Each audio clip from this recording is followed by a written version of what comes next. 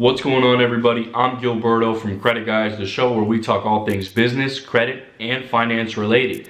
Today's video topic is going to be how many credit cards is too much credit cards, and is there a cap on how much limits you can get approved for? Stick around to find out.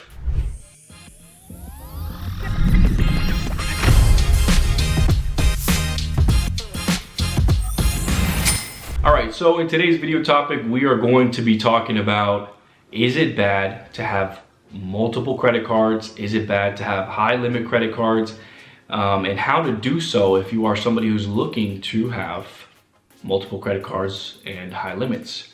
So I can speak on this personally because I have around 40 to 60 credit cards with various credit limits across the board. So basically, this is going to be a video where we're discussing how to get approved for high limit credit cards, how to ensure you get approved for credit cards, and how to do it in a way that will not impact your credit negatively. So, one of the main things that people need to understand about what your credit score is and how to leverage your credit, right, is they need to understand that having more than one credit card is not bad, right? It's actually a positive thing for you.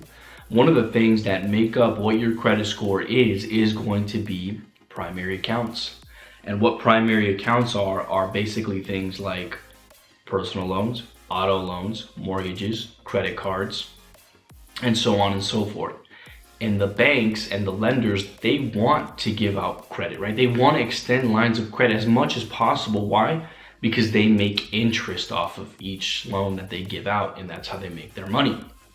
So of course, they're looking for lenders, right? When you get denied for a credit card, you don't want to feel bad saying, oh, the bank doesn't like me, they're, this and that, and et cetera, et cetera. No, contrary to that, they're looking for people to give credit to, right? They want to give out these loans, they want to give out these lines of credit because they make money off of them.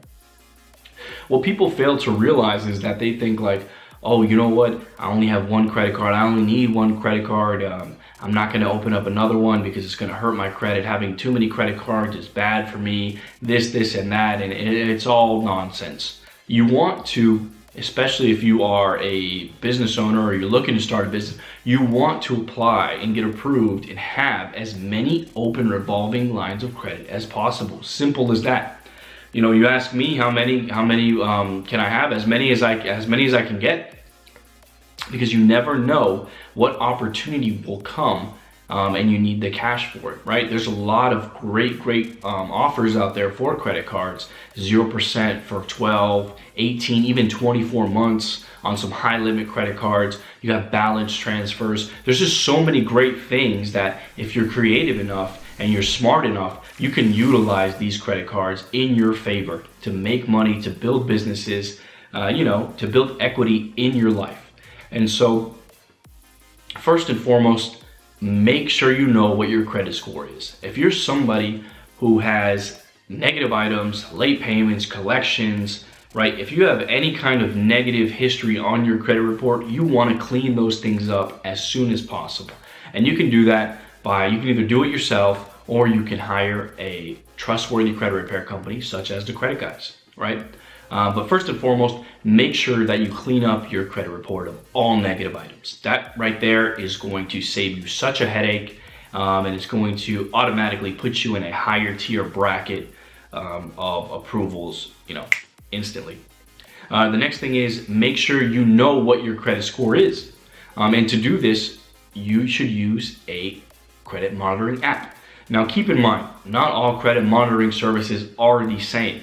In fact, the ones that are most common that you've probably heard of, like Credit Karma, like Credit Sesame, like Credit Wise, all of these are actually not even really credit monitoring services, so much as they're a third-party mediator trying to plug in different offers to you. So first and foremost, I would not recommend using any of those services. The one that we're proudly partnered with that we do recommend to use is going to be in the link in the description below. They're called Smart Credit. Super accurate on what your score is.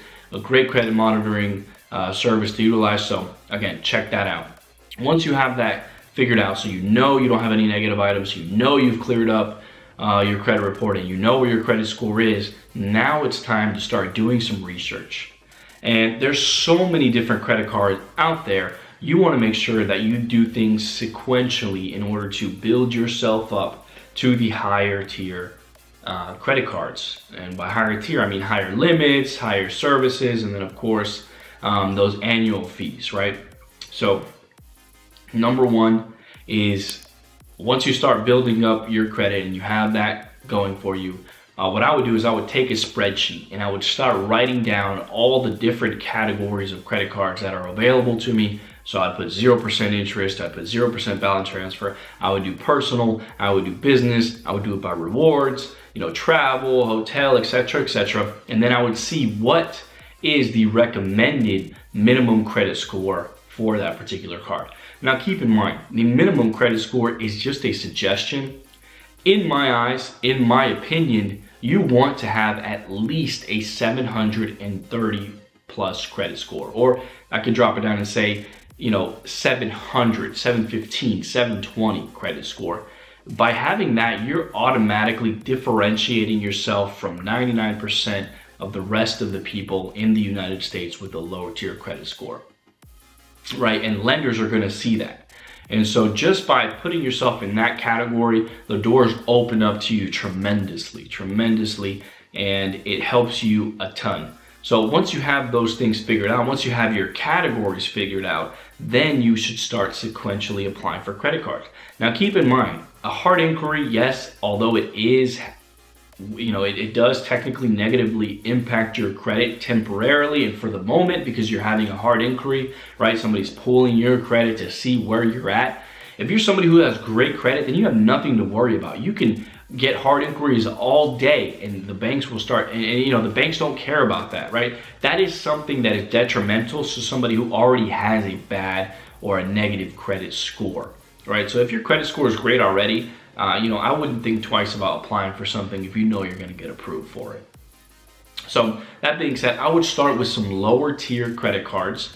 Number one, maybe like the Discover It credit card or a City Rewards card. Those are lower tier cards that you can get approved for fairly easily if you have the credit score for it. And then from there, I would see what credit limits you have.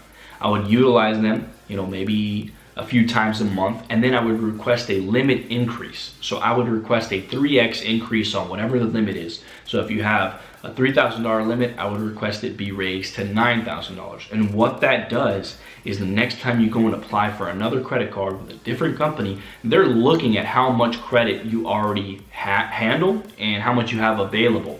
And if you're handling it responsibly, then they're going to go ahead and match or even raise what your credit, what that new credit card limit could be. So something a lot of people don't know. And it's very, very powerful, and it helps you to open the doors to those higher tier, those $30, $50, $60, $70,000 credit limits that can, really open the doors for you financially in personal and in business. And so once you have that aspect, right, once you have a few lower tier credit cards and you've requested the increase, now it's time to really, really juice it up and start applying for those high tier credit cards. So Fidelity, Chase Sapphire Reserve or Preferred, some Wells Fargo, American Express, right? At that point, once you have those in the mix, then you're really starting to build equity with those credit cards. And then at that point, if you're okay, because again, some of these higher tier credit cards do come with annual fees, but if you're strategic and you know how to use the rewards that come with it, then the rewards offset the annual fees tenfold, right?